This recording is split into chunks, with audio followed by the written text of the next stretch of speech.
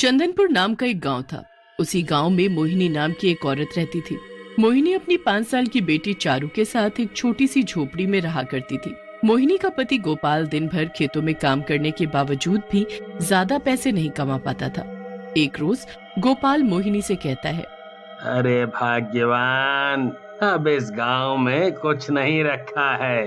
पूरा दिन मेहनत करके भी अपने परिवार की जरूरतों को पूरा नहीं कर पा रहा हूँ। अब मैंने शहर जाने का निश्चय कर लिया है। मैं कल ही शहर जाकर कोई अच्छा सा काम ढूंढता हूँ, और जब मुझे काम मिल जाएगा तो मैं तुम दोनों को भी शहर बुला लूंगा। हाँ। अजी, आप तो हम दोनों को छोड़कर शहर चले जाओगे, पर आपके जाने के बाद घर का खर्च कैसे चलेगा? अरे भाग्यवान, तुम भी हद करती हो। अरे घर में जो थोड़े बहुत पैसे रखे हैं, जब तक उनसे काम चलाना, और वैसे भी कुछ ही दिनों की तो बात है। फिर तो मैं तुम दोनों को अपने साथ शहर ले ही जाऊंगा। ऐसा बोलकर गोपाल अगले ही दिन शहर चला जाता है। गोपाल को शहर गए हुए कुछ दिन बीत जाते हैं और मोहिनी के पास रखे सारे पैसे भी खत्म हो जाते हैं। हे भगवान, घर में रखे सारे पैसे खत्म हो गए हैं। अब मैं अपनी बेटी का पेट कैसे भर पाऊंगी? तभी चारू मोहिनी से बोलती है, माँ, मुझे बहुत जोर से भूख लगी है, कुछ खाने को दो ना। मोहिनी के पास पैसे नहीं होते, इसलिए वो अपने पड़ोस में रहने वाली सरिता बहन से खाना मांगती है। फिर 1-2 दिन तो मोहिनी आस पड़ोस से खाना मांगकर अपना और अपनी बेटी का पेट भर लेती है। मगर एक रोज जब वो फिर से सरिता बहन के पास खाना मांगने जाती है तो सरिता बहन मोहिनी से कहती है, मोहिनी बहन, तेरा पति तो तुम दोनों माँ बेटी को छोड़कर शहर में मजे करने चला गया, पर तुम दोनों माँ बेटी आए दिन किसी न किसी से खाना मांग कर खाती हो। ये अच्छा लगता है क्या तुम्हें? सरिता बहन, मैं काम तो ढूंढ रही हूँ, पर ना जाने कोई काम मिल ही नहीं रहा। तुम्हें काम मिले या ना मिले, पर अब मैं तुम्हें खाना नहीं दे सकती। फिर मोहिनी अपनी बेटी चारू को लेकर वहाँ से चली जाती है और गांव में घूमकर अपने लिए काम तलाशने लगती है। सुबह से शाम हो जाती है, पर मोहिनी को कहीं कोई काम नहीं मिलता है। वो थक कर एक मंदिर में जाकर बैठ जाती है। माँ, सुबह से रात हो गई और आपने अभी तक मुझे खाना नहीं खिलाया। माँ, मुझे बहुत भूख लगी है, मुझे खाना खाना है। तभी चारू की नजर मंदिर में रखे लड्डुओं पर पड़ती है। लड्डुओं को देखकर चारू के मुंह में पानी आने लगता है और वो जल्दी से मंदिर में जाकर लड्डू उठाकर खाने लगती है। तभी वहाँ पंडित जी आ जाते हैं और चारू को मंदिर से लड्डू उठाकर खाता देख उन्हें बहुत गुस्सा आता है। मंदिर से लड्डू चुराते हुए तुम्हें शर्म नहीं आती हैं? नहीं पंडित जी, मेरी बेटी ने कोई चोरी नहीं की। पंडित जी मोहिनी की एक भी बात नहीं सुनते और शोर मचाकर गांव वालों को इकट्ठा कर लेते हैं। देखो तो जरा इन माँ बेटी को। अरे पहले तो ये घर घर खाना मांग कर खाया करती थी, पर अब तो ये चोरी करके खाने लगी है। अरे आज मंदिर से लड्डू चुराए हैं, क्या पता कल को पैसे भी चुराने लगे ये माँ बेटी हैं? मंदिर में चोरी करने की सजा तो इनको जरूर मिलेगी, और वो भी ऐसी इन्हें हमेशा याद रहे, ताकि फिर कभी ये मंदिर में क्या कहीं भी चोरी ना करें, समझे? फिर क्या था, गांव वाले मिलकर बाल काटने वाले को बुला लेते हैं। बोलती है, हमने कोई चोरी नहीं की है। अरे कोई तो समझो हमारी परेशानी को, हम चोर नहीं है। मैं आपके आगे हाथ जोड़ती हूँ, हमारे बाल काट कर हमें इतनी बड़ी सजा ना दो, ना दो। पर कोई मोहिनी की बात नहीं सुनता और उन दोनों के बाल काट कर उन्हें गंजा कर दिया जाता है। माँ, एक लड्डू खाने पर इन लोगों ने मेरे कितने प्यारे बाल काट डाले। माँ, ये सब बहुत बुरे हैं।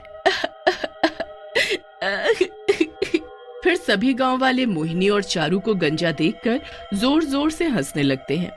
अरे देखो तो गंगा भैया, ये दोनों तो छिले हुए अंडे के जैसी लग रही हैं। फिर इस तरह से सभी लोग उन दोनों का खूब मजाक उड़ाते हैं। चारू उन लोगों का मजाक सहन नहीं कर पाती और कुएं में जाकर कूद पड़ती है। मोहिनी भी अपनी बेटी की जान बचाने के लिए कुएं में कूद जाती है। रात काफी हो गई थी, इसलिए सभी गांव वाले अपने अपने घर चले जाते हैं। उनके जाते ही मोहिनी और चारू चुड़ैल के रूप में उस कुएं से बाहर निकलती है। इन गांव वालों को तो मैं छोड़ूंगी नहीं, आज इन गांव वालों की वजह से मैं और मेरी बेटी चारू एक चुड़ैल बन गए। इन्हें तो मैं अच्छा सबक सिखाऊंगी। फिर अगले ही दिन दोनों चुड़ैल माँ बेटी गांव में जाती हैं। माँ, वो देखो सरिता आंटी, इन्होंने हमारे गंजे होने पर बहुत मजाक उड़ाया था, इन्हें छोड़ना मत माँ। फिर चुड़ैल मोहिनी अपने आसपास देखती है कि कहीं कोई उन दोनों को देख तो नहीं रहा। आसपास कोई नहीं है, अब देखना मेरी बेटी, मैं इसे कैसे मजा चखाती हूँ। फिर मोहिनी और चारू अपनी डरावनी शक्ल लेकर सरिता के पास जाती हैं। हाय रे दया, ये गंजी चुड़ैल एकदम से हमरे सामने कहाँ से आ धमकी रे। मुझे गंजी बोलती है? रुक, अभी तुझे भी गंजा करती हूँ। अरे अरे अरे, ये क्या बोल दिया रे मैंने, लगता है चुड़ैल जी नाराज हो गई। अरे चुड़ैल जी, मुझे माफ कर दो, हमरे सुंदर बालों को बख्श दो, कृपया करके इन्हें ना काटो। हमें गंजी बोलती है, अब इसकी सजा तो तुझे मिलकर ही रहेगी। फिर क्या था, चारू सरिता के सारे बाल काट देती है। सरिता रोते हुए वहाँ से भागकर अपने घर आती है और अपने पति चंदू से बोलती है, अजी मुझे उन दोनों चुड़ैलों से बचा लो, वो मुझे मार डालेंगी। चंदू सरिता को देखकर अपनी हंसी नहीं रोक पाता और जोर जोर से हंसते हुए बोलता है, अरे अरे भाग्यवान, यह कौन सा हेयर स्टाइल करवा लिया तुमने। मेरी तो हंसी ही कंट्रोल नहीं हो रही है। अजी मुझे यूं गंजा देखकर आपको हंसी आ रही है, भगवान करे वो दोनों चुड़ैल आपके भी बाल काट कर ले जाए और आपको भी गंजा कर दे। फिर देखती हूँ कितनी हंसी आती है आपको। हाँ सरिता, क्या ये तुमने चुड़ैल चुड़ैल लगा रखा है? मुझे खेत पर जाने के लिए देरी हो रही है, मैं तो चला खेत पर काम करने।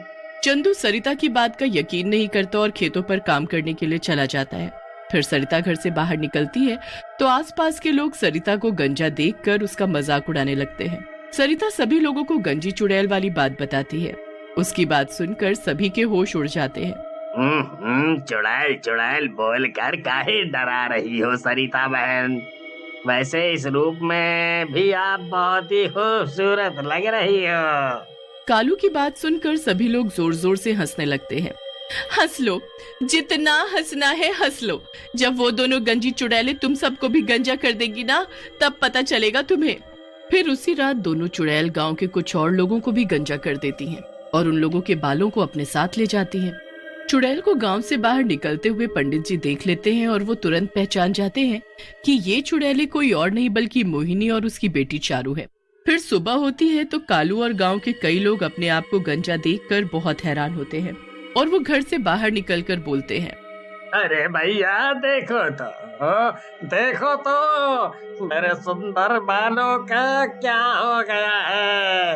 सरिता बहन ने सही कहा था, वो चुड़ैल हम लोगों को भी गंजा कर देगी। देखो देखो। सही कहते हो कालू भाई, इन चुड़ैलों ने एक ही रात में गांव के कितने सारे लोगों को गंजा कर दिया है। अरे इससे पहले वो गंजी चुड़ैलें गांव के बाकी लोगों को भी गंजा कर दे, हम गांव वालों को कुछ तो करना चाहिए। तभी शहर से मोहिनी का पति गोपाल आता है और गांव वालों से अपनी पत्नी के बारे में पूछता है। तभी वहाँ पंडित जी भी आ जाते हैं और वो गोपाल को सारी बात बताते हैं। गोपाल भागता हुआ उस कुएं के पास जाता है और जोर जोर से रोने लगता है। गोपाल कुएं के पास बैठकर रोते हुए बोलता है, मोहिनी मोहिनी, मेरी बच्ची चारू, ये सब क्या हो गया? अरे मैं तो तुम दोनों को अपने साथ ले जाने के लिए आया था।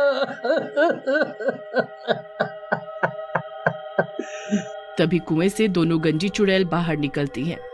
अजी, मैं और मेरी बेटी चारू तो मर गए, पर आप ऐसा मत कीजिए, हमारी मौत तो इन गांव वालों की वजह से हुई है और अब हम दोनों माँ बेटी मिलकर इन सभी गांव वालों को गंजा कर देंगी, तभी हमारी आत्मा को शांति मिलेगी। फिर पंडित जी और सभी गांव वाले दोनों चुड़ैलों से हाथ जोड़कर माफी मांगते हैं। माँ, इन सभी को अपनी गलती का एहसास हो गया है और मैं पिताजी को ऐसे रोता हुआ नहीं देख सकती। माँ, इन सभी को माफ कर देते हैं। हम दोनों की आत्मा को तभी शांति मिलेगी जब इस कुएं से हमारे मृत शरीर को निकालकर इसका विधि विधान के साथ क्रियाक्रम किया जाएगा।